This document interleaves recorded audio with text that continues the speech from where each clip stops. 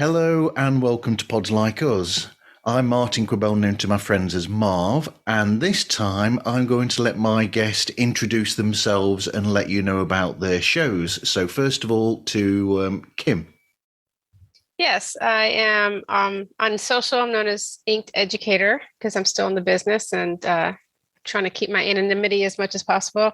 I co-host Twisted Teachers podcast with my co-host Jen, and we've been doing this for about 14, 15 months, and we're growing pretty steadily. We talk about all things education, all things not education.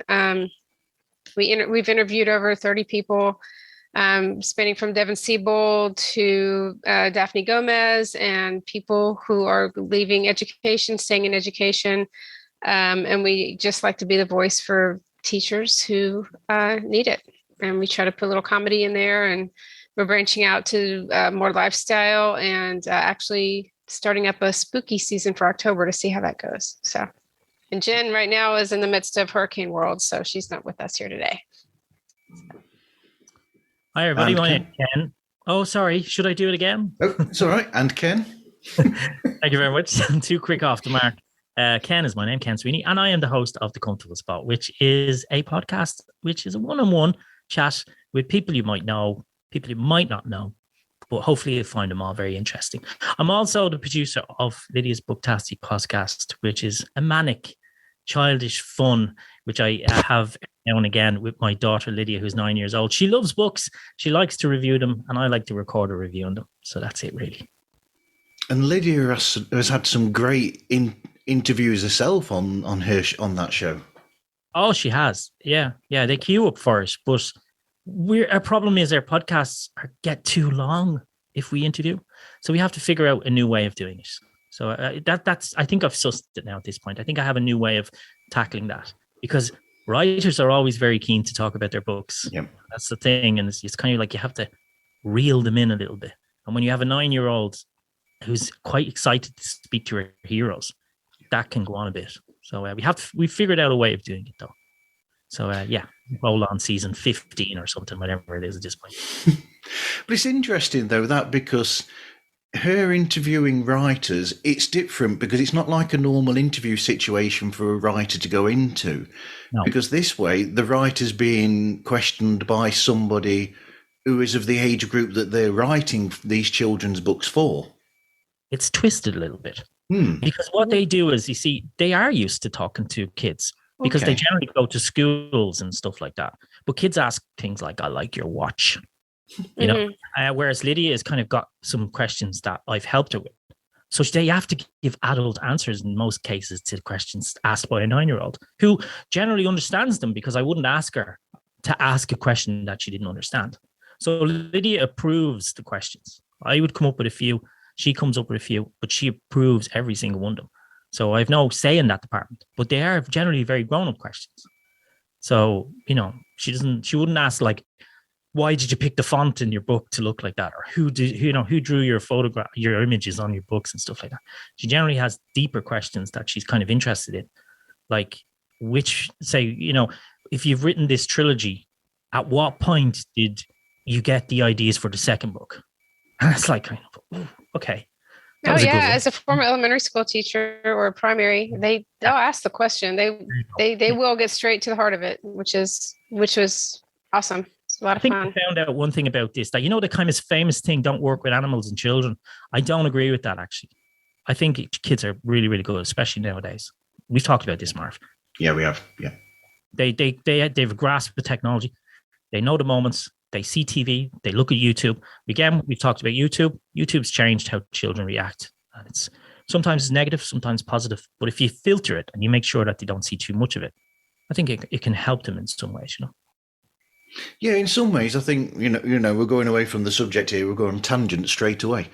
Yeah. In some ways, it's interesting because somehow this digital age and this technological age with the internet can be good, and like you said, can be good and bad for children in some ways, because in a way, sometimes I think that children, there's a fear that children could probably grow up a bit too quickly in a way, because when we were younger, we grew up probably slightly differently to how they were. I think kids that were a certain age now, that are now, I think they're a bit different to how I comprehended things when I was their age.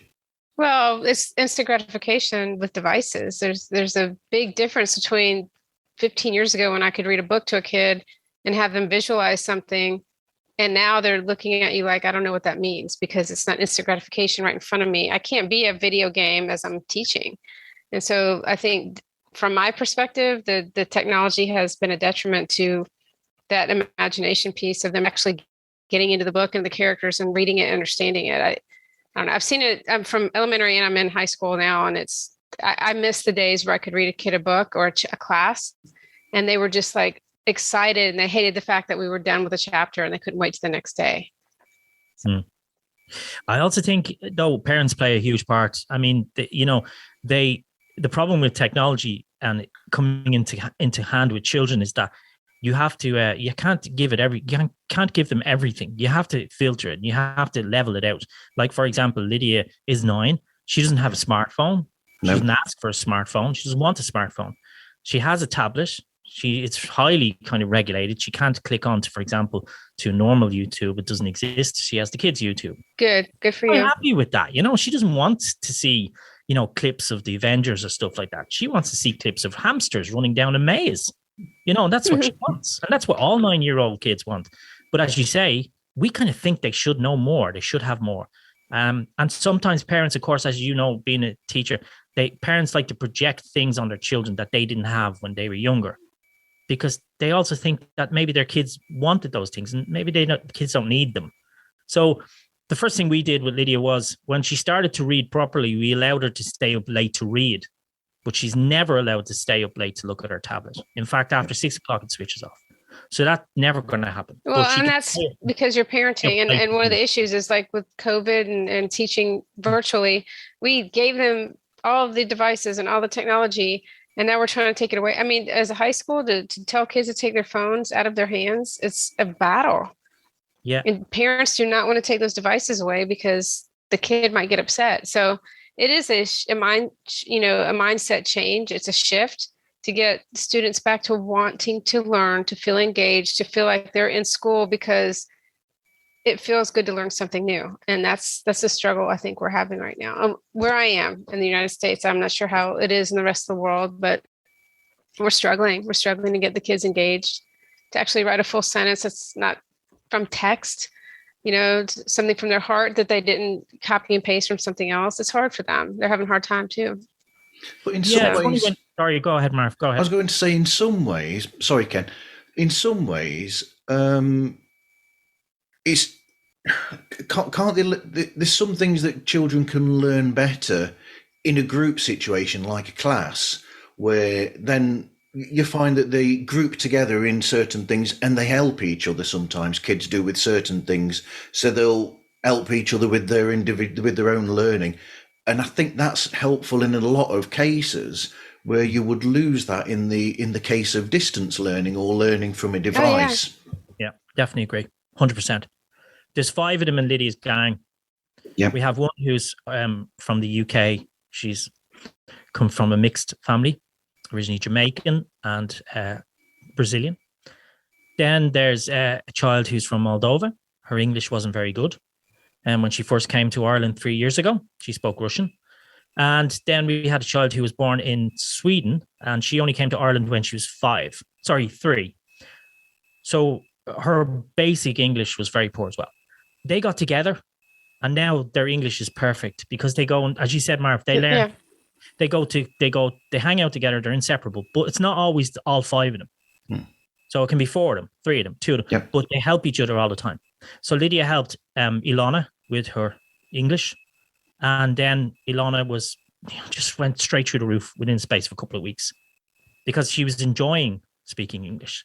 So yeah, I agree. I think it's down to, group stuff like that. But you see, having said that though, we live in a rural area, so it's probably easier to do that. In a city center area, it might be more difficult. I don't know, but if I could just say one thing about podcasting, kids should do podcasting more. Yeah. Because it's non-invasive. It doesn't require them to sit at a screen, for hours.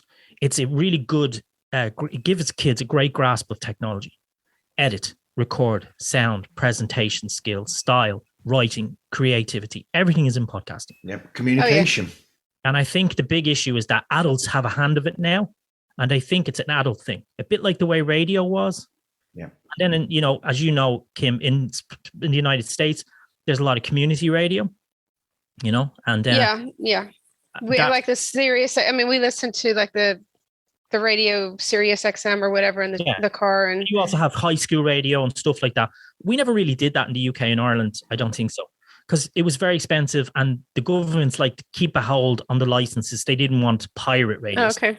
Because there was a lot of pirate radio stations in UK in the 60s and the 70s in Ireland. So I think what podcasting does is it gives you that incentive to do it. So our plan for Lydia's podcast coming forward is that we've already got the permission from the parents. So we're going to bring on Lydia's friends as a guest. And I want them to get an idea about podcasting and see how exciting and fun it is. Oh, yeah. Podcasting in the classroom is or just for learning and interviewing, and it's listening skills and actually responding to what somebody's saying without thinking about your next comment that has nothing, like those just basic communication skills that I think are so necessary. Podcasting has definitely I mean, even with Jenna and when we're podcasting, we talk over each other and stuff like that. That's normal conversation, but then you have to think about the listening and the response, and then it's a whole art. I do think podcasting is an art, and I've not been doing it very long, and I don't know how good we are at it yet, but we're getting better, and we're growing people who are listening, but it is definitely an art, and people are very, very picky about their podcasts and their hosts and how they speak. And, there's so many different variables to what makes a good podcast. It's not just personality, it's also the sound. Sound is huge. You think about those things that, I've got this great content, but I sound like crap, and you could hear every mouth noise coming out, and people hate that. So you think about all of those dynamics, putting in for students and kids from, I don't know, littles to bigs, to think about how they're portraying their message, and is their message being conveyed in the manner in which they want it to be conveyed, which I think is fabulous. If I could just add to that, Kim, you've said everything there that I was thinking about. The other thing about podcasting is that not all podcasting is visual. So what I've learned from that is generally I tend to speak to people without the visual aspect of it. And what it's taught me over the last, say, 4 or 5 years, and what it teaches people, I think, is how to listen properly. Because nowadays a lot of communication is visual. Kids do it all the time. They FaceTime instead of whereas as kids we would have picked up the phone. And I still have that talent, and we all have that talent because we grew up just listening to someone on the phone.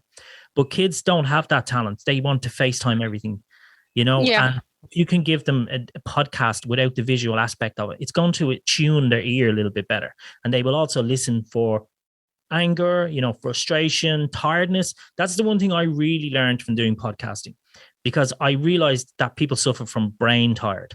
They go brain tired on a podcast, and when it's time to close down the podcast, especially if English is not their first language. And we used to do that a lot with an organization that I did. We spoke with people from all over Europe whose English wasn't their first language. And what I learned very quickly is that I'd be listening and going, okay, this person is getting tired because they're struggling to actually communicate. They're going a lot more or or and then it's time to shut down the podcast. I only learned that from podcasting, but I also in everything I do now, even when I meet people face to face. Yeah, I mean, I think that's an interesting thing, because there's a lot of podcasts out there that are for kids and by kids, but it's almost like it's almost like they're difficult to find and to get in touch with in some ways. But there's a few that I've listened to, like there's a lot of short stories podcast for kids, which are great, but it just seems to be almost like there's a distance between the two, and I don't think that there should be. I think they have to be accepted, and I think it's one of those things that, like you were hinting at, that makes podcasting more interesting and more open than general radio, where you can have all these different things in there, because there's no way that you'd find shows like that on the radio. But in this sense, you can, because I've always said the best thing about podcasting is that it gets those niches that the radio don't get. It gets those subjects and those people that haven't got anything. Yeah, and I don't know about everyone else, but what I find is local community stations here in Ireland, and I mean really local ones that are based to broadcast in a kind of a large town, and there's plenty of them all over Ireland. They love podcasts because it gives them lots of material to broadcast. And they're you know, because they can broadcast 24 hours a day, 7 days a week if they want to, but they can't get the people in to do the live shows. So, but they want to have content. So I've approached a couple of local radio stations in Ireland, and the result was fairly positive because they liked my podcast because it was very general. I haven't done anything with Lidia, and I'm proposing to do that as well. So I agree with you. Yeah, I think local radio stations love it because if it's well done, as you said, Kim, and it's well put together, and they don't have to do any editing to it, they can just upload it straight up. It helps. Like, for example, I don't say the Comfortable Spot podcast anymore. I just say the Comfortable Spot because I'm thinking about the radio stations, and I'm saying if they wanted to use it, it wouldn't be fair to say it's. Well, I think that's also in the branding. Like Twisted Teachers, there's people who don't know that I'm the host of Twisted Teachers, and I'll say, yeah, something about Twisted Teachers podcast, or I'll hear people talking about it, and I'm just like, okay, that's the brand. We are, you know, of course, people at the beginning thought we were Twisted Teachers in a not so okay sense, but just meaning our vision is just not the norm. It's not the everyday, and people are resonating with that. And with that, when you can do that, and you're not in direct competition with everybody, you gain people who are interested and that they want to share, and they want to be part of that process where you're connecting to other people. And we've gotten so many comments about teachers saying, thank you so much for saying that. I really wish that I could do that. Thank you for acknowledging that. And I have a pretty decent TikTok following, and it's the videos I do. I hated TikTok. I hated the whole premise of it, but it has helped drive our podcast downloads huge. And I never thought it would. I've done some research on the social media driving the podcast, and Instagram's okay, but TikTok has just blown up, and it'll be something like these emails from parents that we get that drive us crazy, and it'll go viral, and I'm like, okay, now you like that, go listen to the podcast. So thinking about, like, there's a group of people who need to hear the things that we're saying. They need to hear the things that we're talking about. And as long as we're genuine and not just out there to make a buck and to just kind of be the face of a notion or a comment or a theory that's going out there, I think it's important for us to just as be genuine as possible. And in a podcast, you cannot be fake. You have to be genuine, because that's a conversation. You know, there's a whole thing about scripting versus not scripting. Jen and I don't script. I mean, we have a running Google Doc that we share, and it's like, these are the things that we want to talk about, or we'll share a document. Sometimes we did Twisted Lit for a while, like crazy kids stories that we actually read to our students. Like, are you kidding me? So we would talk about that, and we'd have fun with it, or we would rewrite just a story from our perspective as teachers and adults and parents. And it has to be genuine. I think that's number one. When I hear a podcast where I can tell people are reading off of something, I'm just like, just put that down and have the conversation. Know your subject well enough that you can actually have a conversation about it without having to go read the notes. And then hopefully you got the facts right. And I think that's one of the main things. If you want a podcast, is it has to be a niche, however you pronounce it, that is in your heart, that you can speak to without having so many things driving your conversation. Like, it's good to be fact checked. It's good to have the true story, but it's also good to have that personal experience. And that, whenever we talk about our personal experiences, that's what drives our numbers completely. You can have research all day long, but until you give your personal story, your numbers you're not going to get the listeners and the buy-in and engagement that you need to keep going. Because most podcasts don't last past 5 or 10 episodes. I think that was the last research I read about podcasting. That's good. Get rid of the jump. Well, what pushes your podcast will always be your personality and who you are, because all of us, we all do shows that, or most of us do shows that, there's a lot of podcasts that do the same as we do, essentially. There's so many chat podcasts. There's so many.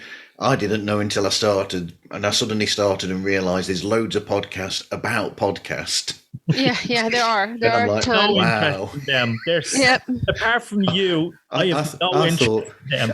I just thought, oh, I'm doing something nobody's ever done before. Oh, crap. No, you see, the difference is you're doing something good that loads of people have tried to do. That's the thing. Yeah, that's the difference, Marv. Because I've listened to all of them, and they're junk, most of them. Or they get too technical, like we spoke about this before. They get too technical, or they just scare people because people start talking about, this is a Class A server-based system that's ideal for used in semicircle, podcasts. And you're going, okay, I don't want to listen to this. Whereas I don't ever hear you talking about technical stuff. The vast majority of your podcast, Martin, is just a good old chat. Now, there are some I don't want to listen to. That's fine. But I have you saved. I'm always ready for when popped up, and I say, yeah, that's good. I'll have a listen to that. And I think that's the key. Actually, I think that's also where you kind of reach out to the different social media. Like Jen, my co-host, is huge on LinkedIn. Yeah. And so she'll get those technical questions because I do the editing. Wow. She'll then forward it to me. I'm like, oh, here's the software I use. Here's blah, blah. But that's not something we want to talk about on the podcast. So LinkedIn is more of the business world. And we've got TikTok for the younger generation who wants to have like the drama, and then Instagram for the curated things, and then Facebook for the people who want to bitch and moan about things and in my generation. So you really have to know where your social media is and where you're pushing things out in those various apps and understand who your audiences are. We will put a poll out on Instagram, LinkedIn, and Facebook and get 3 completely different responses from those 3 different groups. And that's something you need to know as a podcaster. If you have to drive your numbers through your social media. I'm not a LinkedIn person. I'm a teacher. I mean, if I want to go do something else, I'm not going to go to LinkedIn. I don't want to sell stuff. No. Jen has that audience. She's huge on LinkedIn. I'm huge on TikTok. We use those differently, and it benefits us well. I think that's something to think about too when you're trying to increase numbers and reach audiences and get to that audience who's going to be genuine instead of, you don't want we have all these fake people who follow it. Like, I don't really need you to give me a 2-star review for no reason. Like, I would talk about that a lot. We've one 2-star review that I can't get over because I don't understand it. They didn't leave any messages, but I think that's another piece of it. Like, a lot of podcasting people are not huge social media people. So that has to be a connection you make, whether you like it or not. It's a hard one to make. You certainly can't say that about me. Yeah. Social media it's a necessary evil, unfortunately. It is. I think before we carry on, we'll introduce Dave. Hey, everybody. Ken, Kim, Martin, how are you guys today? Hello. Okay, fine. So how are you? Introduce yourself, well. Dave. Well, my name is Dave Lee. I am a co-founder of International Podcast Day. The other founder is actually my father, Steve. Cool. And so that's coming up Friday, September 30th. It's every September 30th. So it's easy to get down on your calendar last day of every September. And basically, guys, it's just an international celebration of the power of podcasts. This panel alone is truth that there's some internationality with podcasts, and I love the conversation y'all have been having so far. And yeah, it should be a fun-filled day. We're already starting to see some traction going online. I have this spreadsheet with probably 40, 50 different events and different ways people are trying to celebrate the day. So it's some exciting times. Yeah, thanks for having me on here. Okay, so what's the history of International Podcast Day? So International Podcast Day actually started September in 2014. And originally, Steve, my father, as I mentioned, was driving around his hometown for whatever reason, was not listening to a podcast, but happened to be listening to the radio. And he heard an advertisement for like National Senior Citizen Day. And he's like, at that moment, he's like, why doesn't the podcast industry have our own day? Like, it's 10 years old. This was in 2014. And we just need a day where we can celebrate the medium that we love. And so we actually started September 30th, 2014, simply as National Podcast Day that we celebrated here in the United States. And of course, as we gained a little traction online, we quickly realized how a bit short-sighted that was. And we immediately branded the next day to International Podcast Day, bought the website, changed the logos, did all this stuff because we had individuals from Ireland, England, India, France, Finland, all these people like, you guys need to make this much bigger. And so we reacted to what the community was saying. And that's sort of how it was born. So in 2015, I had this crazy idea that I wanted to do 34 straight hours of live broadcasting to celebrate the day. Wow. And we in fact did that from 2015 to 2020. And between 2015 and 2020, we probably had close to 300 podcasters on, featuring them from, I think our tally was up to like 112 countries at that time.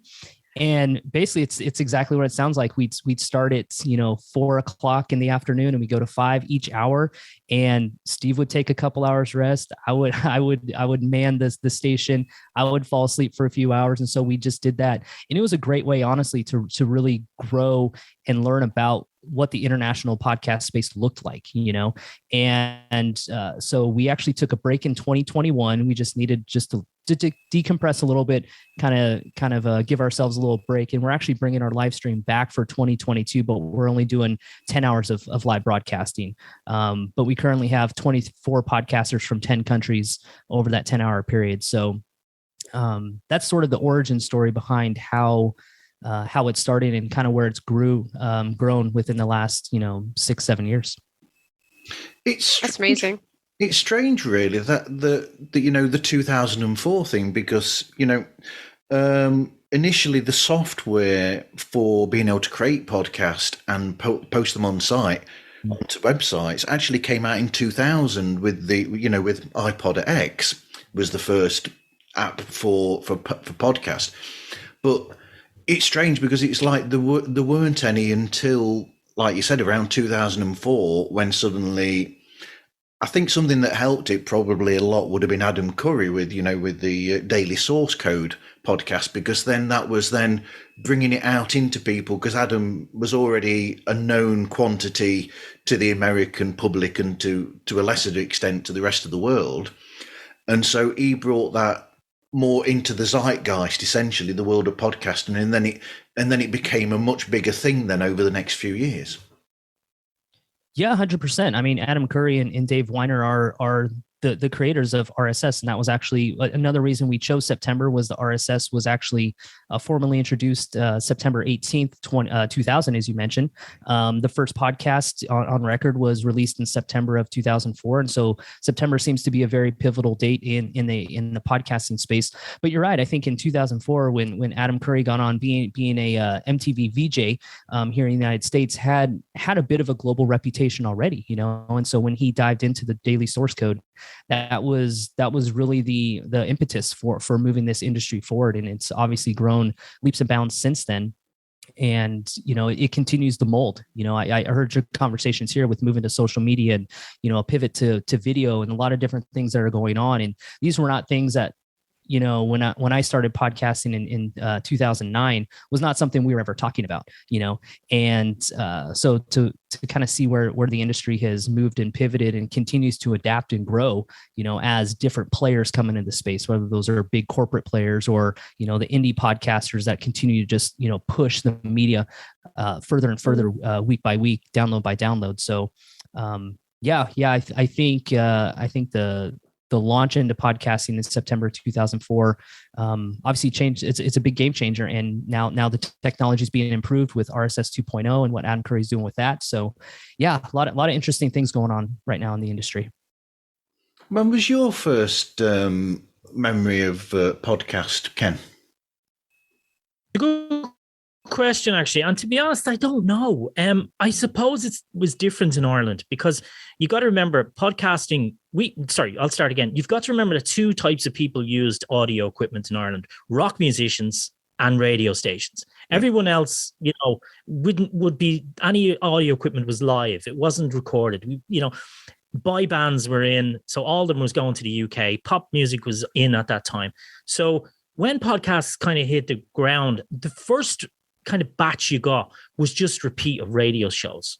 So you had like radio stations like News Talk 106, which is big independent, nationwide radio station here in Ireland. They would have started to podcast their more popular episodes. Like, for example, they had a sports program called Off the Ball, which was very, very popular, real lads type thing, Joe.ie sort of presentation skills, funny, cheeky, that kind of thing. So I can remember them probably pushing out the first podcasts. And then when they did it and it started to become popular, because as you said there, really the introduction of the smartphone was the key in Ireland, because people started to listen to podcasts. Because up to that point, they had their iPlayer and it wasn't very versatile. So, and that's also Apple equipment was very expensive in Ireland. So when Android phones came out and people started to use the smartphones, that's when podcasts really took off. So I guess I didn't have a specific one, but I kind of remember around 2008, 2009, when it began to become a part of radio, if you know what I mean. It was an extra piece that radio kind of cashed in on. Then the national station cashed in around 2009, 2010. So that's really it. But I mean, modern podcasting for me started around 2017, when a lot of podcasts came out about Brexit in the UK and stuff like that. And I was involved in an organization that was a European kind of media platform. So I saw podcasting as an extension of, us kind of talking about politics. But that's about as far as I got, What about yourself, Kim? When do you remember first hearing podcast? I think as a teacher, I resonated with a lot of course, in true crime. That was probably my first experience. I'm a writer as well, so I'd like to listen to podcasts based on the things I was writing about. But I got really hooked into Morbid and Crime Junkie, and then I kind of went off to. I'm always excited about the younger, less exposed podcasts. I always like to see, because that's where we are. I mean, we're growing pretty well, but if you compare us to other podcasts, we're small, which is fine. But I think the education podcasts, and when I started listening to more education podcasts, I realized that they're very polarized and very political, and that Jen and I were just not.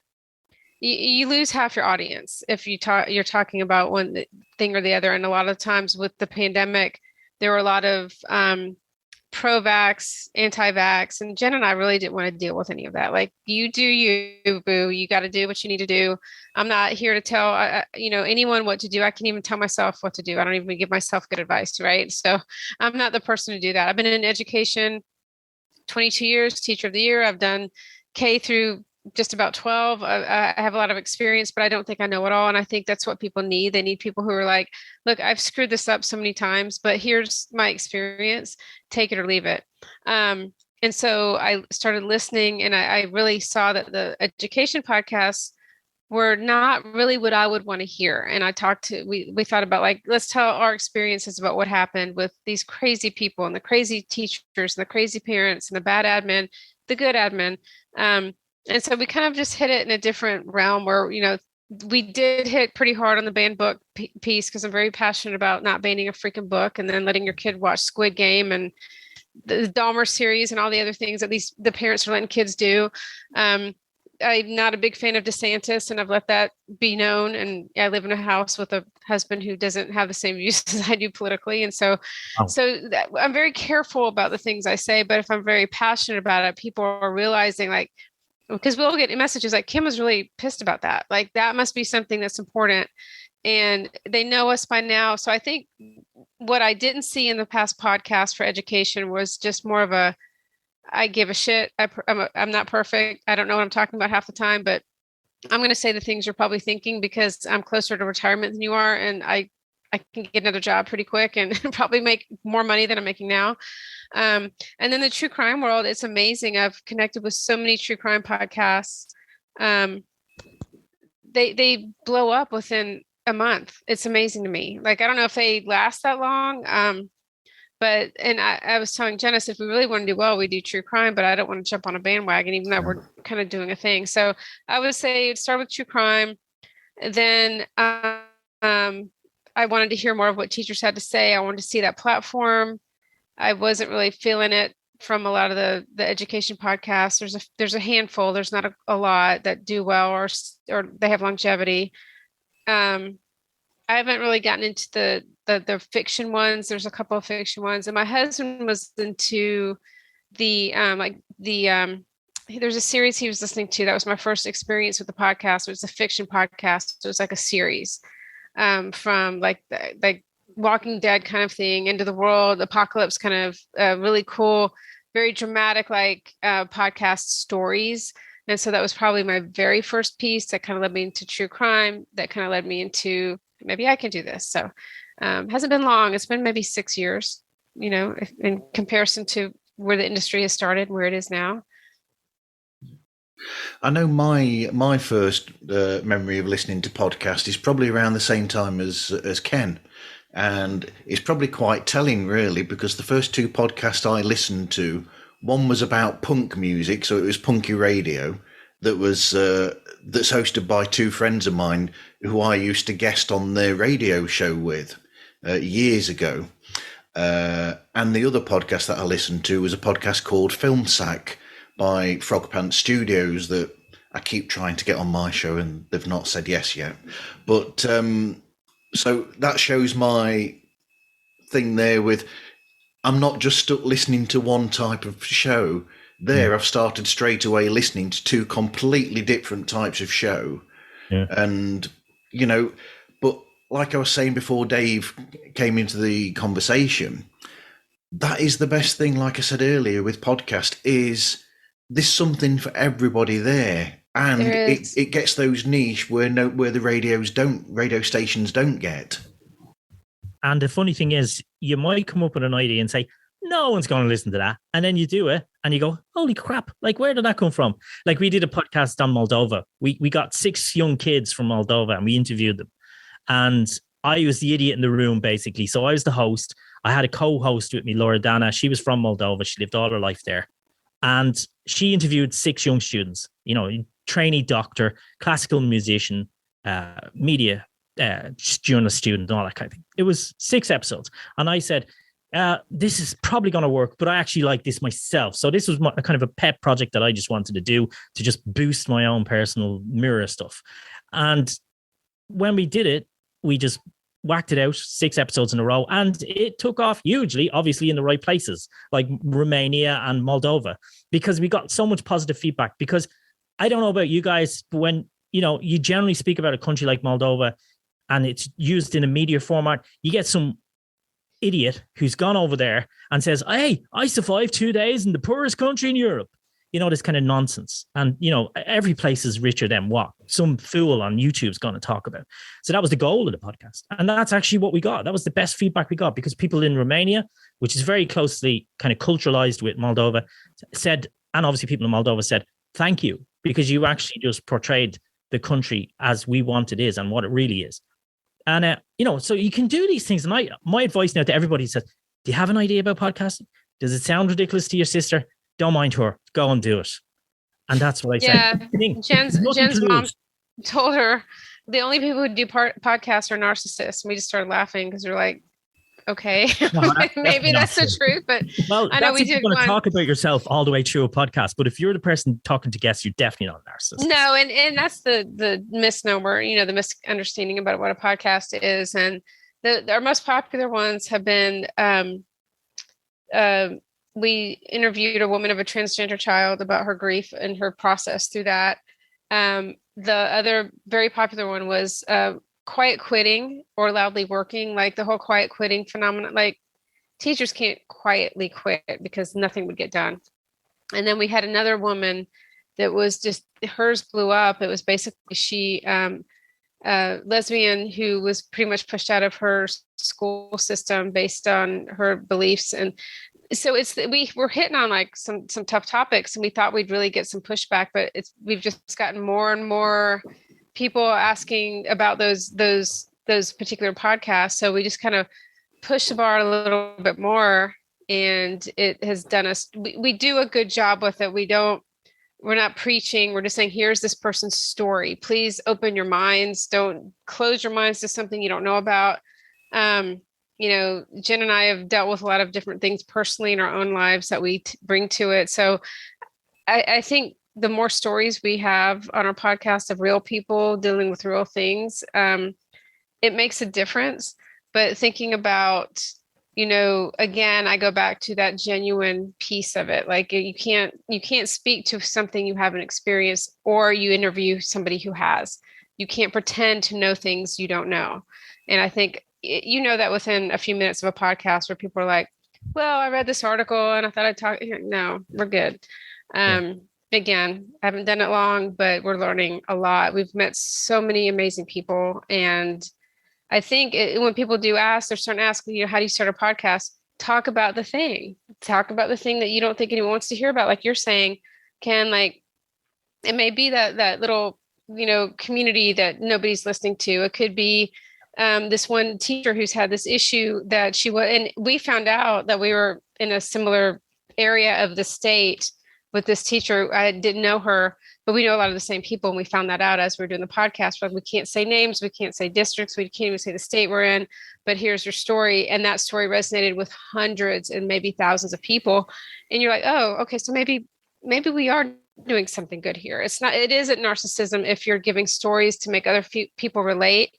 Just like Ken, when your kids are talking about books, the reason we read books is so we can relate to the characters and the events in those books and those stories. The reason we read things and we can't put a book down is because we're connected to that story for some reason or something. So when we hear a story and we're connected to that story, we want to listen to that person again. And I think we get a lot of the egos. You can't have an ego in podcasting. Everything comes out. Everything's transparent. You can't be a narcissist really if it's all about you, because people will tune you off within the second episode. Yeah. And that research shows that your episodes are going to tank if it's all about you. So I hate to do this. I have got to go. I've got husband downstairs. I think dinner's on, but I wanted to join in, and I appreciate you shouting us out for the podcast. Okay. Thank you, Ken. Yes. I was going to say, Kim, before you go, just let people know where they can find you and get hold of you. Twisted Teachers Podcast. It is on any podcast app that you can hear. I am Inked Educator. I'm on Instagram, TikTok. Jen is Jen Roberts. She's on LinkedIn.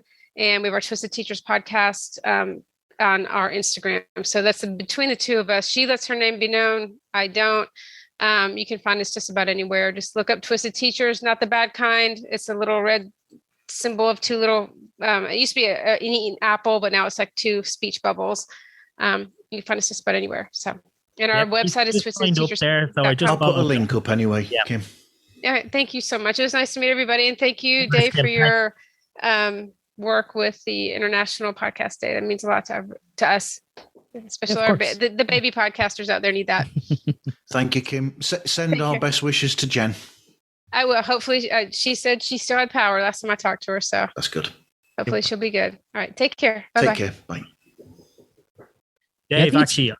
Dave, sorry. Can I just ask you something? Because I'm just keen. You spoke to podcasting, creators in 2001 in the region of 115, as you said, from different nations. I've got to ask you this, and I hope you don't mind me bunching over, Martin. What was the weirdest and most successful podcast that you've come across? Because, we just talked about that, like one that you said, it's never going to work. You've come across 100, so many. Was there one out there that was just, you said, okay, that should not work, but it works? Oh man, trying to think back. One that I will say that I wasn't surprised that was overly successful. We had somebody on that was a ham radio enthusiast, like the old school, ham radio technology. Yeah. That was obviously an industry that I didn't know much about. It was before me. My father knew a lot about it. And once I started to learn about it, this individual, I don't even remember which country this person was in. It doesn't matter with ham radio. Yeah, exactly. It didn't matter. I just don't remember the origin of where it was, but they grew just this incredibly popular podcast simply just about being ham radio enthusiasts. And I was like, and just being somebody that wasn't involved with that technology when I was younger, I was like, man, to have something grow into something absolutely huge. And it was literally a guy who just, like we talked about, just wanted to share his story and his enthusiasm with the technology and everything involved with it. It was, and the beautiful part, as we've talked about in the industry, is that there is no gatekeepers. There's nobody telling you can or cannot enter. I remember sitting at a podcast event, and somebody who is now in the podcast space was trying to get into traditional media, and he had asked an executive, "How much is it going to take me to get a show on your media platform?" He said, 10 years and $10 million. No, nobody's got that. Nobody's got that. And so that really opened up his eyes. It's like literally podcasting has no gatekeepers. And so one of the ones that was actually surprised me that I didn't think was going to have much of a following that ended up doing. There was an individual, I believe he was here in the States, in the state of Michigan. He was actually manufacturing like homemade fishing boats, like out of his garage. He would document how he like created the boats, finished the boats, with all the lacquer and all those things, with the engineering and everything behind it. And I was like, how many people, are actually going to, and that's the part, is he wasn't looking to have millions of downloads. He's like, if there are 500 other people out there that make homemade fishing boats out of their garage, that's the audience I want to get to. And that's exactly what he did. And he made his own little podcast empire with his small little following, was able to have other guests on and grow and all these things. And it exactly what you're talking about. If you can find something that's so dialed in, and it's important to remember in the space, what are you looking for out of your podcast? If you're shooting for 10 million downloads a week, 500,000 downloads a month, whatever it is, shoot for that. If you're just looking to connect with an audience, connect with a smaller community, grow that really niche, following that you may have. I mean, I've been to numerous podcast events, and you just see these small little groups of people that have only been listeners online. All of a sudden they meet, and they're just like true family. And that's I think ultimately what the big pull of podcasting is, that intimacy between the listener and the host, and being able to connect in person. And there's friends I've met around the world that I will never ever meet, but if there's ever a chance, it will be full embracing. There'll be there'll be some excitement. So yeah, it's a really good question, Ken. It's hard to think back since 2014 to think of the ones that really surprised me, but those are two that really kind of took me back. It's kind of funny because I was talking to a young person who contacted me. We work with young journalists in the European Network, which is an organization I help run here in Ireland. And there's a lot of young people who are not maybe qualified as journalists, but they have lots of talent. And I did have a person contact me recently about a podcast that he'd set up. And it was quite a specific podcast. It was interviewing MEPs, which are member of the European Parliament, right? So it was, half an hour of heavy stuff. And he was getting 150 average listeners on his podcast. And he was saying to me, it's a disaster. I don't think I can recover from this. I've done, recorded 10 in advance. And now I'm putting them out every week. And I've got a great intro music, which it was well produced, well put together. And I said to him, well, look at it this way. Imagine you were sitting in a room that you hired out every week in a hotel in Dublin. And you put this podcast on a screen. Imagine. And then 150 people filled that room. That's great. I mean, think of the feeling you're going to get. Any band would love to have 150 people play in a room when they start off. Any comedian would love to have 150 people standing in a room when he tells his first jokes. So I said that to him. Think about it that way. And I think the process, Dave, that is somehow damaging in sense, because people look at Joe Rogan and all these flash 1 million jobs and go, I want to be like that. And as you say, they shouldn't never, ever, ever try and be like that. And if they really want to, they have to be prepared that it's a long haul.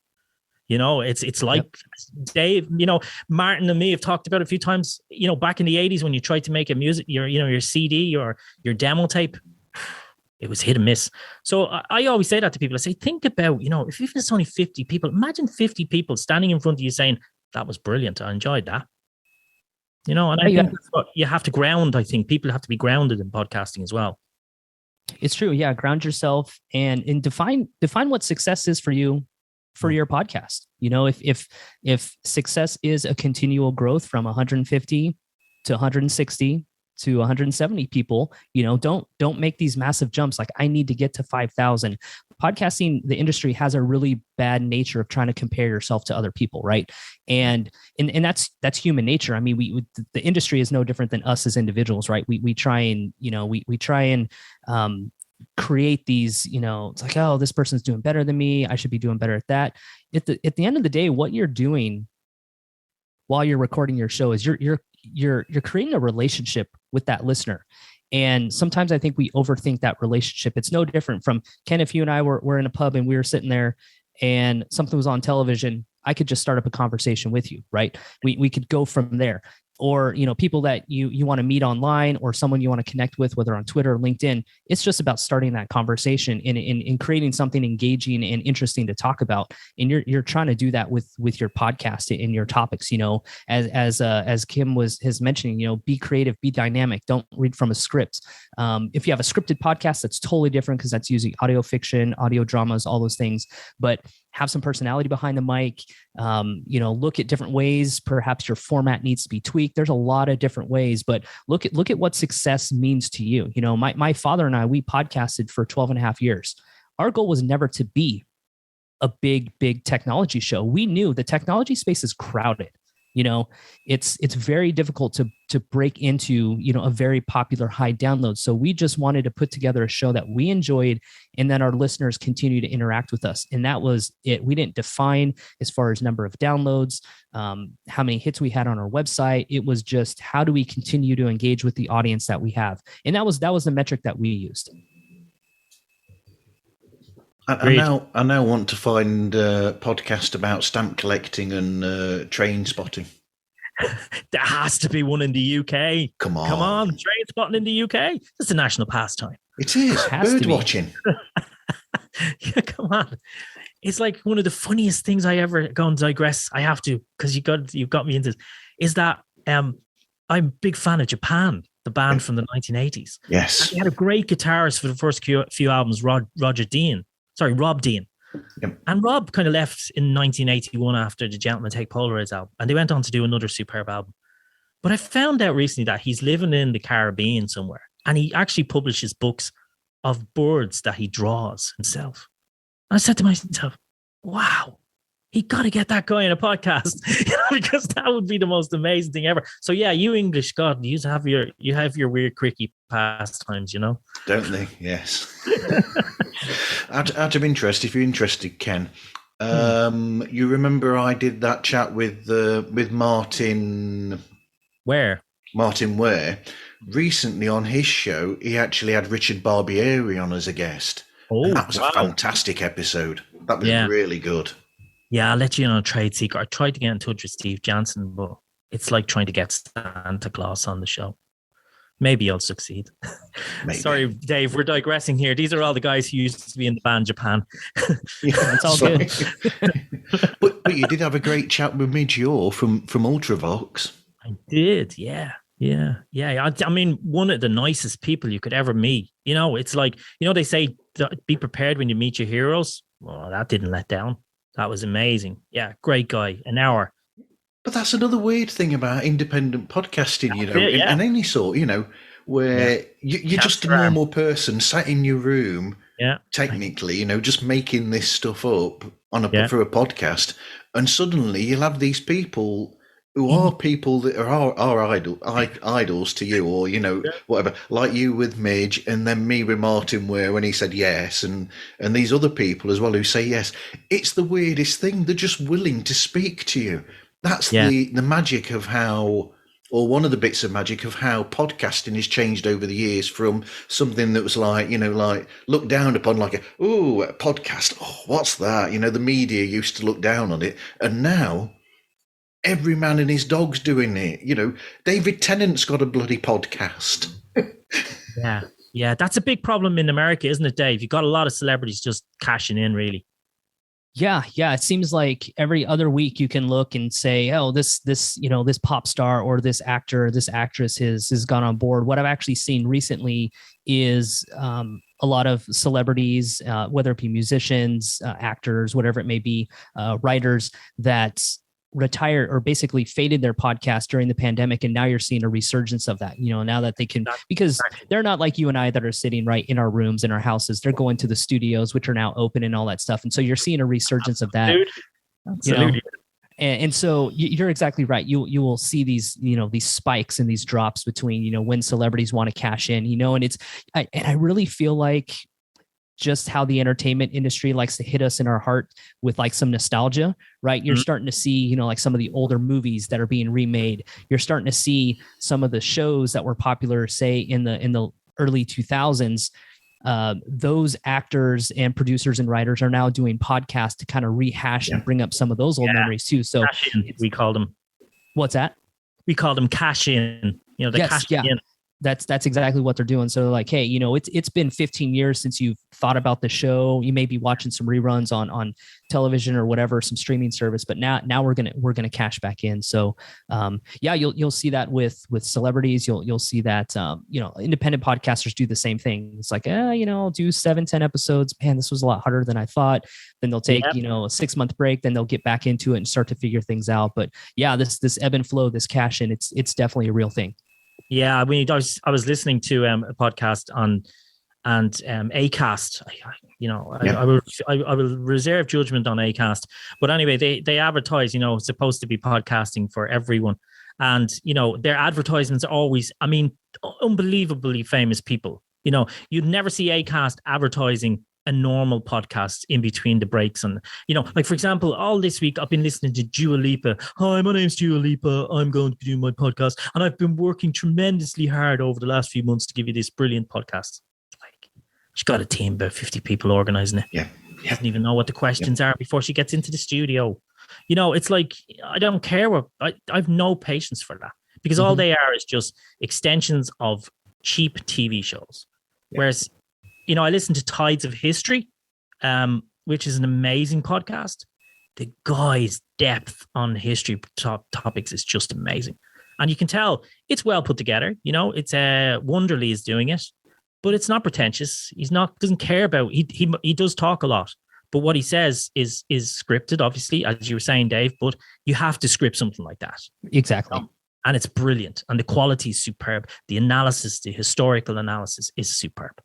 And I think, there are independent podcasts out there that are good if they're done like that. But I certainly would never consider something by Dua Lipa an independent podcast. And they do have the audacity to say that. Yeah. Yeah. So when I get my podcast put in a category for, best foreign podcast, and I have a pop star in there who's currently riding high in the charts, that's not fair. I'd say, nah, not even going to bother promoting that one.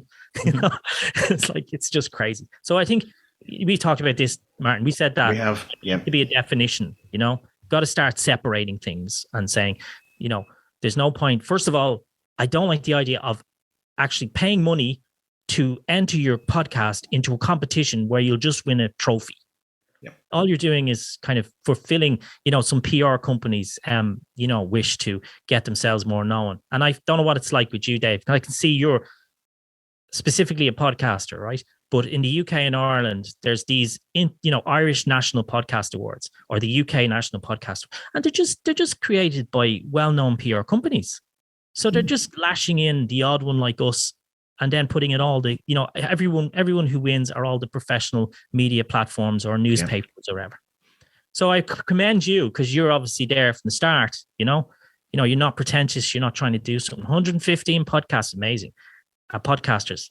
But yeah, and me and Martin have talked about this before. There needs to be a culling, and some sort of, and I like what you do, because you're kind of ensuring that it's honest at the end of the day. Yeah, that's what we've been trying to do since day one. We always wanted to kind of help lift the independent podcasters, those that were trying to figure out the space and industry. How do you maneuver around it? What sort of resources and assets and information is out there that can make you successful? And I can't think. I mean, we did have Adam Curry on our event in 2020, thanks to Todd Cochran and Blueberry, which is a podcast hosting company. But aside from that, I can't think of one other time when we've had, quote unquote, a celebrity or a big time, major corporate podcaster. We've always spent the time and energy to look, across all boundaries in all these nations to say, hey, who are the experts that are talking about podcasting in India?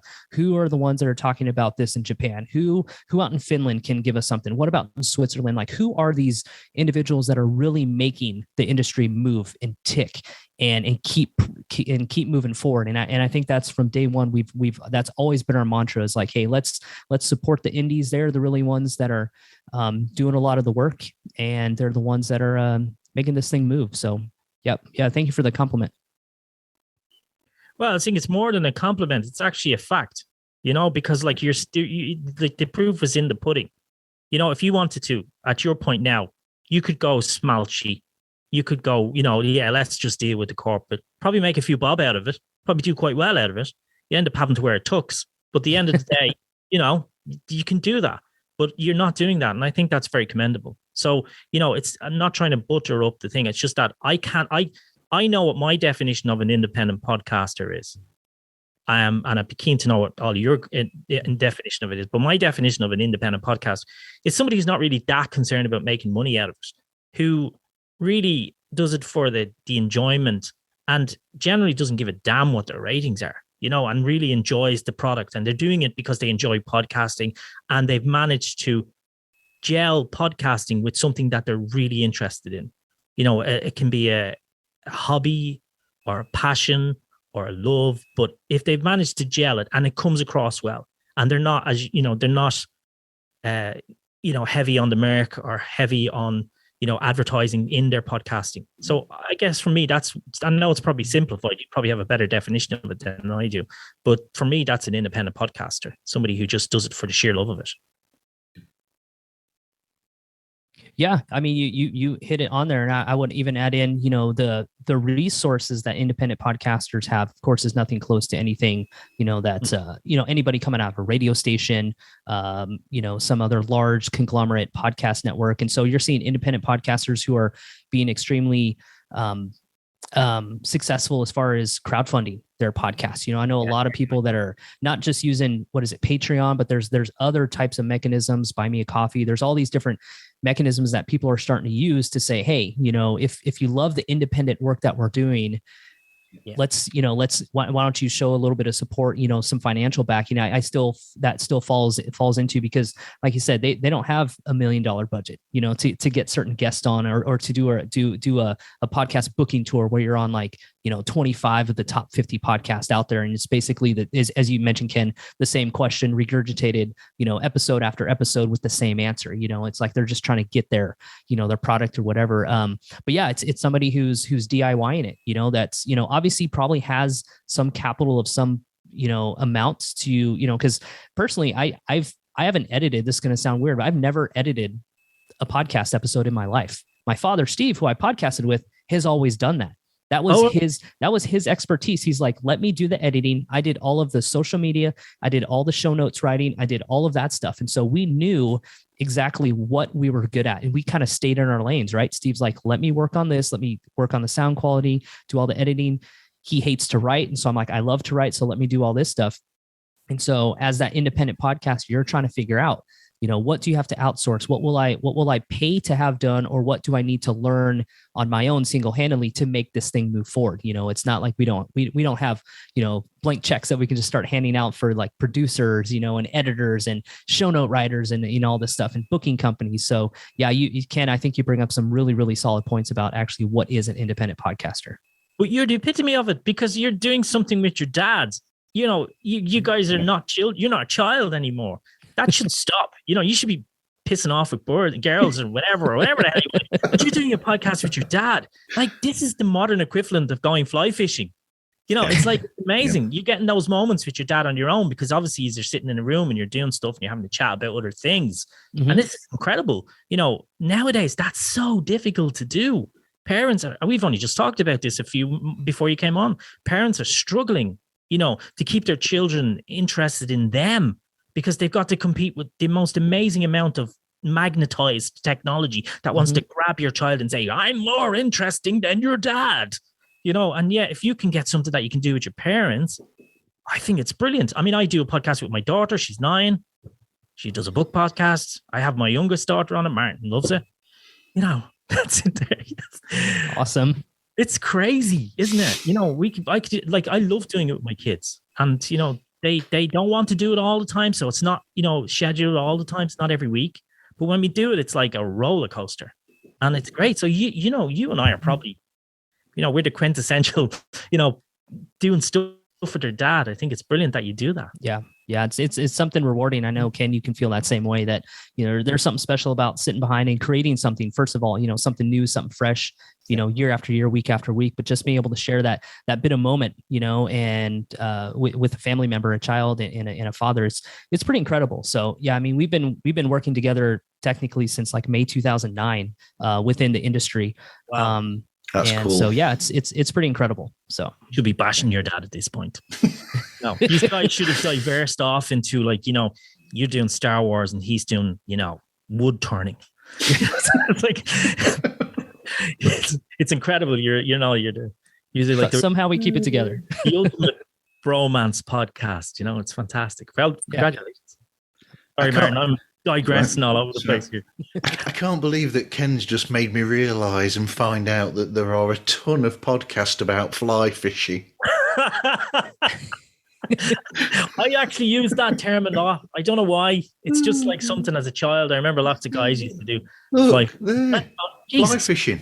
Unbelievable. It's a great analogy. It's perfect. It's what you think about, you know, father, son, you know, whatever out there, you know, modern day fly fish. That's a great comparison. Thank you very much. Yeah. It's brilliant. So, I mean, you know, talking about independent podcasting, and Ken actually knows this about me, but I use a 4-track tape recorder as my interface for doing sound. So I have a normal old-fashioned vocal mic that I've used for 20 odd years. Yeah, I've got this monster here. So it's like the elves. That's like a beauty. It's the blue crystal, you know, lightsaber. But actually, Rode have come out with a red crystal lightsaber. So now mine is kind of old hat. It's a Mark 1, you know. But look, I like Moog so I don't mind being a Mark 1, because there'll always be Mark. When Mark 2 gets replaced by Mark 3, then Mark 2 is really irrelevant. But Mark 1 will always be cool. So I'm happy to be Mark 1. Definitely not happy to be Mark 2. Last time I went into a recording studio, it was about just before the lockdown. This is you know, gone on tangents here, but I went in there, and as soon as I walked in, I spotted that they've got a new synthesizer in the studio, and my eyes went directly to it, because they'd bought themselves for the studio a Moog synth. And of course, all of what I was going to record that day and over the next couple of days went out the window, and it all became based on the Moog synthesizer, because I thought, I've got to play that. I've got to try and do that. Bass note, turn it up, LFO down, go for it. And it had installed in it all the different sounds for all the Moogs over the years as well. It had all of them. So it had the Moog bass and everything. It was just, wow. Super. Yeah, my friend had a Poly Moog. Sorry, Dave, we're digressing slightly. Sorry, Dave. It was like the first polyphonic synthesizer that was ever built. But the thing was, I remember I was up in his studio, which was actually his bedroom, and he said to me, I've got a Moog. I said, I've got to go. So I went all the way across Dublin in the 1980s. It required about 4 buses to get onto. And I got into the room and I said, oh man, it was there. It was in black, straight out of the Gary Newman movie. It's kind of, you know, plasticky top. And he says to me, look what it does here. So he tuned it up, you know, and he hit the. You've muted yourself. Yeah, sorry. He got one side of the keyboard and he lifted it up. And when he lifted it up, because it was analog, the sound changed. It went, and I said, wow. I said, I don't like that keyboard. But it was brilliant because they were so analog. You know, you just moved them and they go out of tune. It was just fantastic. So yeah, you're the analog guy. You should actually rename your podcast the Analog Podcast. The analog guy, that could be some branding right there for you. The analog guy, it may be taken, may not. It could be a cool idea. Well, I couldn't call myself the analog kid, because then they'd think it was a Rush podcast. Yeah, they think you were Leonardo DiCaprio of podcasting, you know, just going for the under 25s.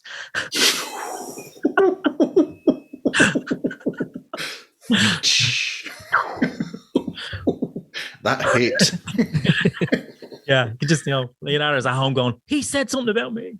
But I can see the guitar behind Dave. It must be like if Dave sees any of his friends and they've got like an old 59 or 58 Telecaster or something, and you think, I've got to play that guitar, or an old original Les Paul.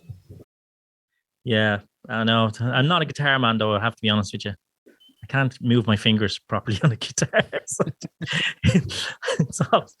guitar's great for impressing the ladies when you were younger, You couldn't exactly pull out a polymoog and go, hey, girls, check this out. That's true. When you hear this bass, no. I can't believe how many podcasts I've listened to. I listened to some music podcasts, and the question is, what got you into music? 9 times out of 10, I was there to impress somebody in high school. It's like, it's really? Oh no, that wasn't for me at all. So many times that's what I hear. I'm like, all right, they're like, well, I wanted to impress somebody, or I saw a friend that was in a band that was, starting to date or this or that. He's like, so I thought I'd get into it. And then it turns into something, of course, bigger than that. So that doesn't work if you go to a school where it's all the same. Exactly. So I couldn't impress girls at school because there were no girls at my school. Absolutely. I was in an all boys school, and it was a Catholic school. So that was definitely not going to happen. It was not even a hope. By the time I got up to like 6th class and I was 13 years of age, I was interested in doing 1,500 meters running. So that's what they had done to me. They had turned me into a John Walker, or I don't know, some famous runner. And I said no. But when I did join a running club, and then I met a guy who played keyboards in the band, and that's when it all happened. So all fated, as they say, Right. So going back to the subject at hand of podcast, something is that over the last few years, then there have been a couple of changes with the world of podcasting. And you sort of hinted at it earlier on, Ken. Well, you didn't hint at it, you just went straight through it. One of the big problems is the situation with people like Seth Rogen. As you said, nothing against not Seth Rogen, what's his name? Joe Rogan. Yeah. Nothing against him at all. He's doing what he does, and he does it well, obviously. But because it was so public that he's getting paid all that much money to do that, and these other people are getting paid that much, that's caused a problem where all these people have started podcasts thinking that they can actually get there and get paid for it. Yeah. So you've got that problem there, which is a real shame. But at the same time, while we've had when we had the lockdown across the world, a lot of other podcasters started as well for the better reason, where they were just realizing, it's something for them to do and they need to get it out of the system. So you've had more of that where people have realized, and that's where the good podcaster come from. So it's a two-sided, it's a problem, both really. Well, one's not and one is, but we've got both that have happened over the last few years. Dave, more I would. Yeah, it's been crazy. Through the pandemic, we saw an absolutely, meteoric rise of people getting into podcasting, and it was people that had always wanted to get into it and was like, okay, now's the time. I'm home. I have the time and the ability and the resource to make this happen. And you also saw people that were just like, okay, let's find something to fill my time, right? Some people took up, crafts, some people took up podcasting, some people took up working on their vehicles, a wide variety of things. And what we saw in 2020 and 2021 was a rise in a couple particular genres. We saw fitness podcasts particularly took off because, people were tending to be at home. They were realizing that, they couldn't go to the gyms. They couldn't get to their usual, source of like physical exercise. So I saw a lot of like fitness podcasts grow. I saw a lot of health and wellness that really went up. Not only it was psychological, mental, it was, a lot of big changes going on. Right. And so the health and wellness really picked up. And so that was sort of the two big, big categories and genres that really peaked during the time. Yeah, of course, you had like the true crime that continued to take off. You had a lot of faith-based podcasts that started. And Ken, you had talked about earlier the political podcast during that time.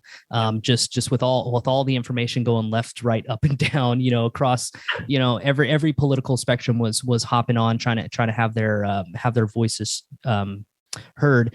So yeah, pretty incredible. I think, I don't have any good data because I don't work for a podcast hosting company, but they could probably pull data really easily to see how many of those that started in 2020 are actually now active and actually still producing shows. I bet it's a fraction, maybe 3-5% if I'm generous that way. So I think that's the beauty of podcasts, is that you can get in at any time. The also downside is that you have a lot of, not so good stuff coming out because there's no barriers to entry, right? And so it kind of works both ways. Yeah, I agree with you. And it's funny, before you joined us, we had a brief conversation about American podcasting, which I was following a lot of over the pandemic. I was following a lot of Facebook pages. I'll keep it brief because I already said it. And basically, as you just nailed it there, like these are just full of snake oil well-being sort of salesmen, and I, with my podcast, because it's a conversational podcast, which is an interview one-on-one, I was getting these guys contacting me saying, my name's Derek. I spent 15 years in San Quentin. I was a drug addict. I was, lived on the streets in Boston for 40 years, whatever. And I found God, and now I've written a book, and I'd like to talk to you about this book because I feel I can help others. And I'm like, you're 165 person that's come to me about this. And I agree with you 100%. I think that's what happened. People thought they could make it fast. A lot of people in the wellness industry thought they could make a fast book out of it by using podcasting. But you and I know that's not going to happen. You want to sell something, you need to have a shop, and that's really what you do and put money into it. Using podcasting is just a tiny element of that. Yeah. Yep. But so how would you suggest then, Dave, that people start to think about and looking to doing podcast? Well, it's important, I think, as I mentioned, there's no barriers to entry, which means you could literally podcast in 30 minutes if you wanted to. You can download Anchor. You can record something, boom, you got it. The downside of that is nobody just opens up shop, any brick and mortar store. They just don't, boom, open it up, and it's like, well, let's see how things go. The podcast, you have to have a strategy going into it. You gotta know what your topic is. You got to dial that in. You got to figure out what audience you're going to be, focusing on. What are your social media accounts going to look like? What do you plan to promote? Do you want to be on all of them? Do you want to only be on the ones that you really enjoy using? What does your website look like? Do you want to get with a podcast hosting company that's going to provide you really good analytics? And what is sort of your growth pattern here? What are you looking for? As we talked about earlier, what does success look like for you as while you're producing and creating all this content for yourself? And I think you just have to have a roadmap. I mean, every time I think of podcasts like nothing else, you apply for university, right? You have these certain amount of classes that you have to take within a certain cycle, and boom, you get your degree or award at the end. Same thing when you're working at your regular job. You have certain steps and certain guidelines and certain milestones that you have to meet. The same thing with podcasts. You need to map out where you want to go and how you want to grow it. And but if you're simply just doing it casually, you just want to just throw up there, have some conversations with friends, great.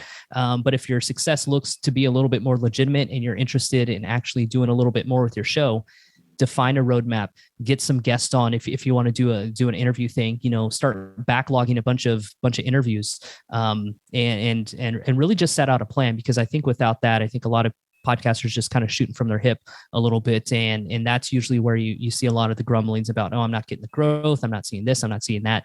So I just think, like everything in life, you got to have a strategy. You got to have a plan. You have to have something to move forward with some end in mind. There's a podcaster I listen to, and this is more his financial advice, but he goes, always have the end in mind. Like, what are you trying to get to? That's going to look different for every person getting into the podcast space. And it's going to look very different from people that are, 5 years into it, 7 years into it, 10 years into it. Their end may change, 4 or 5 years into it. My dad and I, when we were podcasting, we switched up our format 5-6 different times because we felt like we needed a refresh. We needed to figure things out.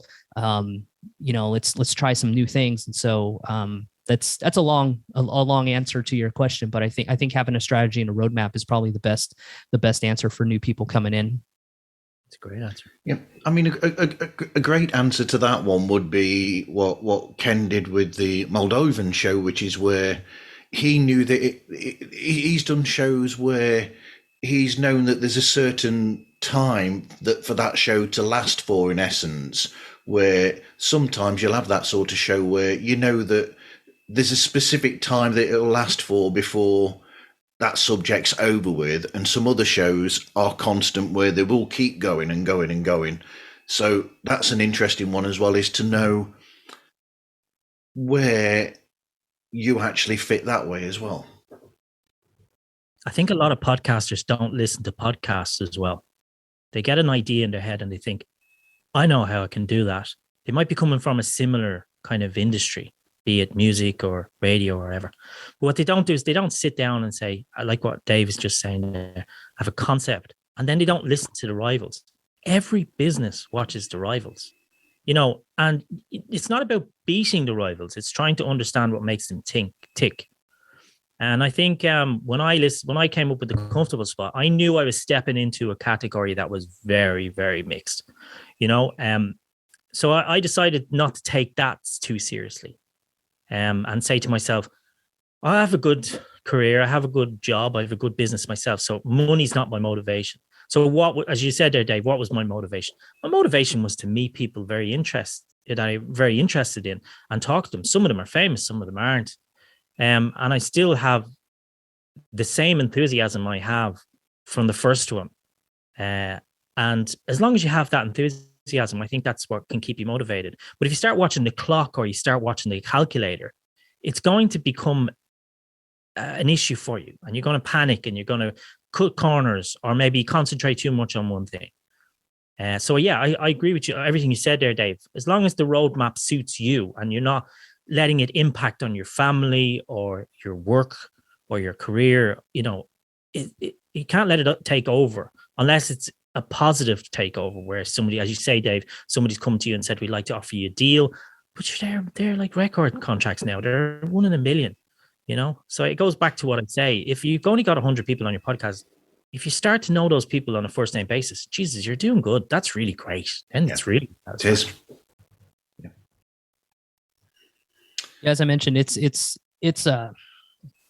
unfortunate, I think, that we make so many comparisons within the industry. It's like as far as, I need to be this or I want to be that. And it's like, remember, the people that are, downloading or have these multi-million downloads, they've had histories in the entertainment business. They've had histories as far as they've developed their own brand for years and years and years. It's not like right out the gate, these comedians were selling out, Madison Square Garden or Wembley or anything like that. Same thing with musicians. You said, Ken, if I go to a local show where I'm at here in California and I see 50 people there, that musician and that band that's playing is over the moon excited that there's 50 people there.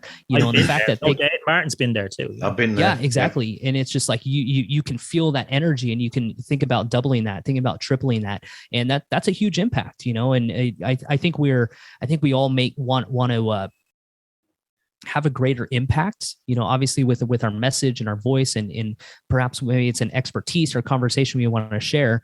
But you do got to step back, and it's a slow burn. It's a slow build for a lot of these things. Yeah, a few podcasts, man, they hit fire and they take off. But again, like you said, Ken, that's one in a few.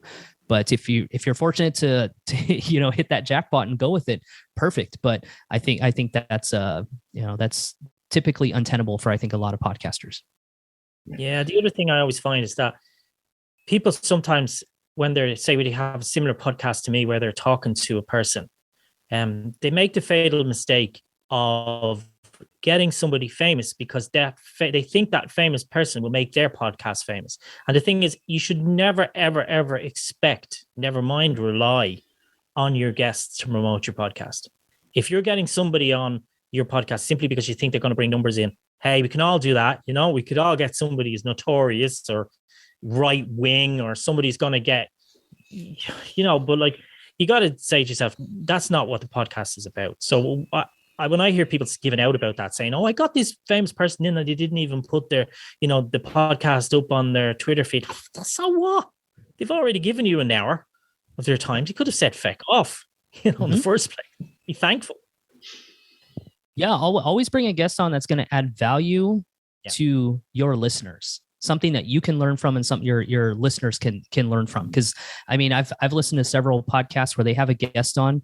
Maybe they have their own podcast or something like that. I think maybe one occasion where I've actually subscribed to their podcast, but generally I'm there because the host has such a good way of interviewing or a great style or can really draw out answers differently from different interviewees. And that's the reason I'm there. I'm there because of the host. The guest is just an added bonus for me.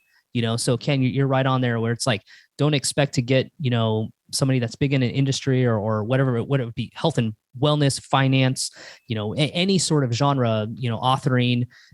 It's about creating a podcast that's going to be basically value added to the listener. And I think that's where the direction in that mindset needs to take place.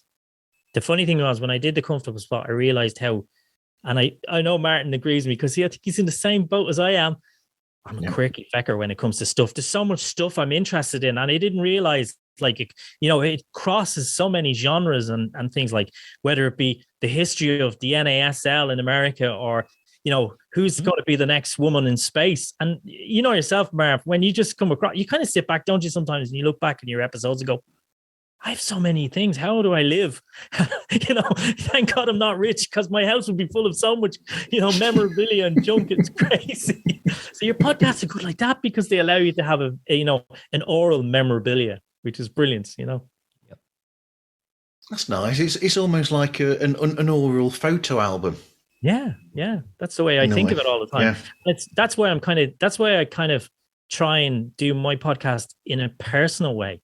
Like I would never subscribe to just get somebody on who I don't feel I'm personally invested in. Yeah. And it's been the odd time somebody has contacted me and I said, I sit back and I watch them for a little bit on Twitter, make sure they're not, boring or whatever, or mad or whatever. And then I approach them, even though they've approached me maybe a couple of weeks before that. But that's rare. Usually it's people I've kind of noticed, and I've said, okay, that girl's great. She's really good on Twitter, or she's coming out with a really interesting book and I can't wait to read it or whatever. And you change your mind as well, because I've just done a podcast recently with an Irish author who did historical fiction. I'm not a fan of historical fiction. I never have. I thought Titanic was garbage. But when I read her book, because my local bookseller who works well with us on Lydia's podcast, she insisted I read this book. You've got to read this book. She's brilliant. And I changed my mind. I said, that's very good. I'm going to get her on the podcast. And I did admit that on the podcast to her as well. So I wasn't trying to be a smart arse by it. I said, I'm sorry, I'm making an apology, So yeah, and that's the great thing, because it opens your mind. I would have never read that book only for the podcast. Yeah. It's like I was approached once by a sports podcast, and I will hold my hand up and say, a lot of sports I'm not really that interested in, to be honest. But because they'd approached me and I said, I'll check your show out, I listened to their show and I found the way that they approached the subject interesting to me, and then I kept listening to more episodes of their show, and sure, I had them on my show, but because I'd actually listened to quite a number of their episodes and shows by that point, I was used to who they were. They'd already interested me, so I was able to tailor the episode that I did with them around them, because that's what I do, as you've mentioned before, Ken.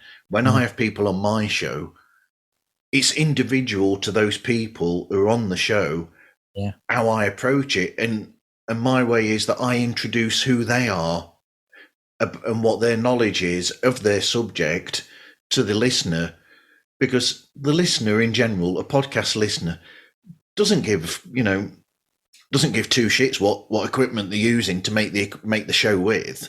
I will go into that for any podcasters that are interested, but the majority of the show is about what their show is about and what their knowledge is, and to introduce that person and how they are, or those people, to potential listeners.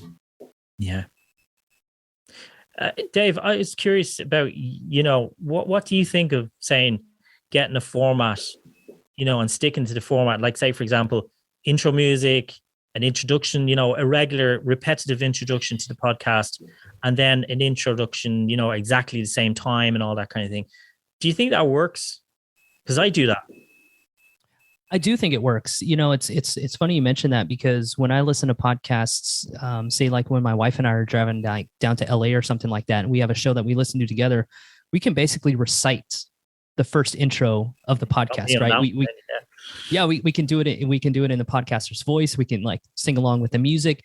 I think there's something really familiar about it, right? It's like a theme song to a sitcom, or to a television show or something like that, where it's your own way of identifying this is the show that this is the show. And I really like the idea of having some sort of consistent, message or brand at the intro. Like for years, Steve and I, we had the same intro about welcome to the Waves of Tech. It's a show about this, and it was perfect. It was a 30-second intro. Steve and I went into our like short little blips, but yeah, I think it's really great. I think there's something relatable for a lot of people when they see it. They're like, oh, it's something I hear on TV. It's something I hear on radio. It's something I hear on a TV series. There's a reason, like Netflix, when you turn it on, it's all boom. That's a sound we recognize as a company, or I think it's really smart, and it can be a little bit tricky to try and figure out exactly how your intro needs to be or how you want it to be. And it's okay to adapt and change over years. But I think there's something extremely familiar to the listener when you have that. You're like, okay, because I've noticed if you're kind of distracted, maybe you've listened to music and you're switching over to podcasts, you put your earbuds in, and all of a sudden, boom, you get right into the sort of the tone of the podcast. It's like, okay, I hear this music, I hear the hosts. Now I know where I'm going to go. So I think it helps, at least me personally, kind of helps me focus and kind of get my line or my head in right as far as where we're going with this conversation. It's funny you say that, because I have a habit of saying I've always had trouble closing a podcast. Difficult. For example, I'd say thank you very much too many times. Now I just say thank you very much once. And then I had this thing which I was doing, which my wife put out to me. I didn't even know I was doing it until the first 4 or 5 podcasts. So I would say, and thank you very much to all of you out there for listening. So take care, y'all. Bye-bye. And she's like, where's this y'all thing coming from? And I'm going, she said, I said, I don't say y'all. I say, take care of y'all. I say, yeah, you just said it there. And I was like, oh my God, I just said it there. And like, for the first 3 or 4 podcasts, I didn't know I was saying it. So I said, I should keep it then. So I do keep it. And, it's funny because I didn't even realize that I had a kind of a set way of doing it. But I agree with you 100%. I think like we discussed this, Marv, before. We said long music intros can be really, really, they can be fire. I've come across some ones where, like, for example, I got a podcast sent to me. I was asked to critique it. And like it had a 2-minute violin intro. And I was like, wow, that's dynamic. To try even attempt that's brave. Now it was a French podcast, but they still didn't get away with the fact that it was French, So I did say to them, I said, it's way too long. You need to have 20 or 30 seconds. And they were like, oh, but this is a friend of ours, and he's, this is an original piece which he created for us. And I was like, I don't care. Podcast listeners don't care about that. They're going to switch off after 20 seconds. They're going to say, what is this? Switch off. No vocal introduction, no voiceover, nothing. Just this guy playing the violin solo as well, which is like an acquired taste on any day. So, but my point is that they just didn't get that, Dave, Martin. They just said, this is how we're going to do it. It was too creative and too individual. And that's why I asked you that, that is it good to stick to, blocks and plan in advance. And so that, as you said, you nailed it, so that people can be familiar with it. Yeah. And I think, if you have a 2-minute original piece, maybe in post-production, put that 2-minute piece in the last 2 minutes, as an under music, just to kind of let people know that, hey, your podcast is now ending, because usually, as you said, Ken, there's sometimes we find this awkwardness about how do we close out, how do we end a show? And music is a trigger for a lot of people right now in the podcasting space. You hear music, you think, okay, an ad's coming.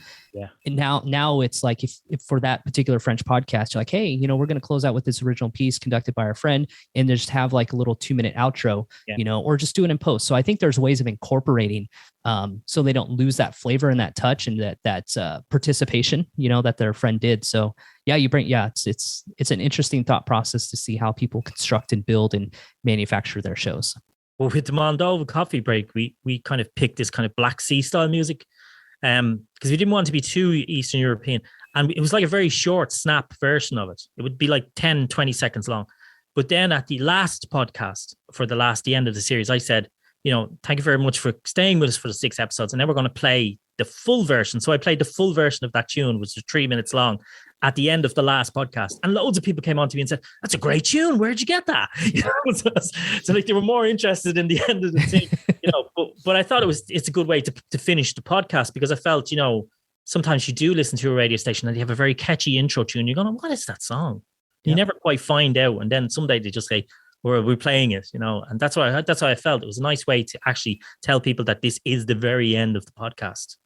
Yeah. And I think it's important to realize, the podcast industry is still it's an infancy, right? I mean, it's 18, 19 years old, but we can still learn a lot from traditional media. And I mean, they've, cable production companies and movie theaters and all these things, they're popular and they're profitable for a reason. And we see that a lot of shows and radio use a lot of the same formatting one after another, because they understand attention spans. They understand what music and voiceover and all these things can do. And so I think, we definitely want to develop and create an industry that's unique to us, but also at the same time, you can't ignore the factors of human nature as far as what they relate to, what they connect with.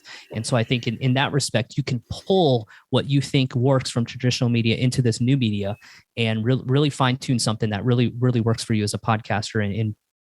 And as I mentioned, manufacturing, putting together a show that really makes a lot of sense for you. Anyway, I think that's a great episode. So where can people find you, Dave, and find out more about the International Podcast Day and your podcast? Easiest way, guys, is to head over to internationalpodcastday.com. There are links to our YouTube, social media accounts. There's a list to our upcoming live event that we're doing on September 30th. I will promote that we have obviously our live stream going, 24 podcasters, 10 countries, but I always encourage people, whatever way you want to celebrate International Podcast Day, go out there and do it. Find your own unique way. We have companies that are doing giveaways. We have podcasters that are giving out promotional material. There are podcast editor meetups going around the country. I've seen cool things like pub crawls and comedy shows, all kinds of things planned out for International Podcast Day. So however you decide to celebrate, make it fun, make it unique, make it enjoyable. But if you want more information, connect with us. It's over at internationalpodcastday.com. I think I'll suggest to everybody that this year for Podcast Day, or when you've heard this, go away and listen to a show that is about a subject that you've never listened to a show about before. Good idea. Fly fishing. Yes. Stamp collecting. Maybe not the last one. No. And Ken, how can people contact you and find the shows? Oh, for God's sake, Marv, how do I follow that up? It's just spoken about the most important event of the year, and here's Ken with his little podcast. Ken, you matter. You matter to us, Ken. You're an independent podcaster. I Will Survive by Gloria Gaynor. That's what I'm singing now. Come here. I suppose the best way to find me is on Twitter, Ken Sweeney. Kenneth M. Sweeney. And that's how you get me. And then the Comfortable Spot is on Twitter as well. And then I have to give a word out to my little daughter, Lidia. Lydia's Booktastic podcast. You will always remember that because it's such a kitschy little thing. Those are the 3 ways. The Comfortable Spot, Lydia's Booktastic podcast. Look them up on every single platform. They're all there. Thanks very much. Again, useless type trying to follow up Dave there. It's just pathetic. I didn't even bother trying. I could have had a little bit of music here, but I just didn't bother. I think Dave needs to listen to Lydia's Booktastic podcast. Yes, I do. I'm on Twitter right now, and I'm giving it a follow as well. Maybe Lydia could appear on, as a guest on one of your future events, Dave. You know what? I will keep you in mind, Ken, because that is one thing that we have not ventured into is having any kid podcasters on our event. And so that's something I've always wanted to get into. but obviously with YouTube and all those things that happen with, youth and kids and all that stuff. But if we can get you and your daughter, I think that would be an awesome thing to do. I will put you on the list for 2023. How about that? Definitely. I think she'd be suitable for it then. And even actually, I cannot make any promises, but it's most likely my younger daughter, Lucy, will also be there. So you'll have Anakin Skywalker version and Obi-Wan Kenobi trying to calm things down. So I'm making apologies for it already for the outcome. It'll be good listening, put it that way. Good. That's what we want that. So yeah, that's a really good idea. I appreciate the pitch. I got you on my list for sure. No problem at all. Well, I think you heard earlier on, Dave, that when we were both talking and saying that, that's something that needs pushing more and more is the fact of children's podcast and the podcasts that have children in. It's big, but it needs to be pushed out there so that more people know about it. And just to sum up, I think I said it earlier on, YouTube is dangerous, because it can take over the lives of children, and it can also push them down a road where they feel they need to compete, whereas with podcasting, it's kind of it's a little bit more insular and a little bit more protective, it's not as invasive. I always think that any kind of social media that involves a heavy amount of screen time is not good for kids. Podcasting doesn't have to be involving screen time. Mm-hmm. And that's the beauty of it. And I think it's a great way to introduce children to technology without them having to incur the fallback of too much screen time. Because any parent will tell you, too much screen time is not good for kids. Yeah. Yeah. Audio is an incredible resource for children. I think you're right, Ken, with YouTube. It seems a bit, little bit of exploitation with a lot of people with parents and kids on YouTube. And it's a very, very dangerous avenue to go down. And I've seen lawsuits with kids in the future with their parents on the income from the YouTube and all this stuff. And it's like, it gets nasty really fast. Podcasts, like you said, is you can get siloed quite a bit, which is a healthy way of protecting you and your child from a lot of stuff. So I think it's a really good media that hasn't really fully been explored, but is also very enjoyable, very useful. One important factor being a parent, which I can certainly vouch for, is that it's safe for children to bring their friends on and participate, because no one can see who the children are. You don't even need to give names. And this is where it works. It's very safe environment using modern technology and modern, ways of promoting media. That's true. You can come up with fun social media graphics that don't use the face of your child or, depict it in any reason. You can create with a graphic if you want to promote it online. But anonymity and is huge. Yep. It's a good slow way as well to bring kids into that. They're not so exposed. Yeah. So Dave, sorry, before I let you go, is there a central place that I can go to suss out for the podcasting independent, the day? For independent podcasters? Yeah, for the event that you have, is there a go-to place that I can? Oh yeah. Go to internationalpodcastday.com is the best place. Yeah. And on our homepage, if you do the on the information little drop down that says live event schedule and live broadcast, that's where we're going to have everything. But yeah, we got everything from ways to get involved, promotional material on there. All sorts of different things. I can promote it on Twitter. Marv knows I use Twitter for a bit, so I'll just use that and just kind of get it out there, post it a few days. Yeah. Yeah, it's perfect. You can use the hashtag International Podcast Day, and you can also tag me at Podcast Day, and I can share some stuff if you plan to do something unique brilliant. Or something cool. I run all the social media accounts and the email and all that stuff, so we're not going through any like PR firm or nobody's monitoring. That's all me doing it behind the scenes. So brilliant. Yeah. And any way you want to get involved is cool with us. So okay, cool. Yeah, brilliant. That's brilliant. Anyway, thanks for speaking with me today, guys. You're welcome, Martin. Absolutely. Thanks, Martin. You can find Pods Like Us on TikTok, Facebook. I don't normally advertise that one. Twitter and on Instagram. Instagram, I post up lots of things like the things that I listen to quite a lot. I do a lot of promotion of podcasts on there. Brilliant. Well done. Really all appreciate that. It's super work. Thanks very much. Thank you. And you can contact me through podslikeus@gmail.com. Anyway, thank you everyone for listening, and hope you listen again to another episode of Pods Like Us.